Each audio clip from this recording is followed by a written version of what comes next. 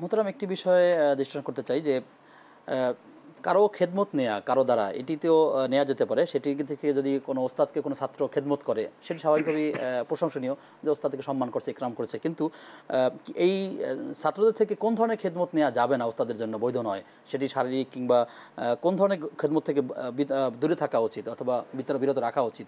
একজন সুন্দর ওস্তাদ যিনি অনেক তাকওয়া পরহেজগার, তিনি কোনো ছাত্রের কাছ থেকে কোনো খেদমত নেবেন না, না অর্থনৈতিক না শারীরিক, কোনোভাবে না, কোনোভাবে নেবেন। যার ব্যক্তিত্ব আছে, যিনি তাকওয়া পরহেজগার মুত্তাকিন, তিনি এই কাজটি করবেন না।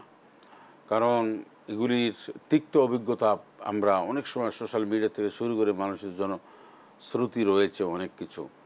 অতএব ছাত্র কোনো খেদমত করবেন না, আর কোনো ওস্তাদ কোনো করবেন না। আপনি খেদমত নিতে তাকে বাধ্য করা কিংবা তাকে কোনো আমি অনেক মাদ্রাসা সাবাক অনুষ্ঠানে যাই, আমি হিফজুল কোরআন মাদ্রাসার সাথে আমি সংশ্লিষ্ট, বিভিন্ন মাদ্রাসার সাথে আলহামদুলিল্লাহ অনেক মাদ্রাসায় পুরস্কার বিতরণী সাবাক অনুষ্ঠান। এখন আমি সেখানে তিন চারটে বক্তব্য থাকে, এর মধ্যে একটা বক্তব্য থাকে কোনো শিক্ষক মানে ওস্তাদ ছাত্রদের সাথে কোনো মানে তাদের কোনো খেদমত দিতে পারবেন না।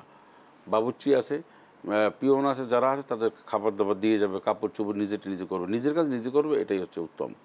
এতটুকু কথা আমি বলতে পারি। আমরা এই সমস্ত গরিত কাজ থেকে যেন আমাদের বিরত রাখেন এবং আমাদের সেন্স যাতে করে খুব শক্ত থাকে, মজবুত থাকে, এটা মনে রাখতে হবে। কোনোভাবেই যেন শয়তানের ধোকায় না দেয়। আল্লাহ তাআলা আমাদেরকে হেফাজত করুন, আমিন। আপনাকে ধন্যবাদ জানিয়ে আপনার থেকে বিদায় নিচ্ছি। ধন্যবাদ আপনাকে।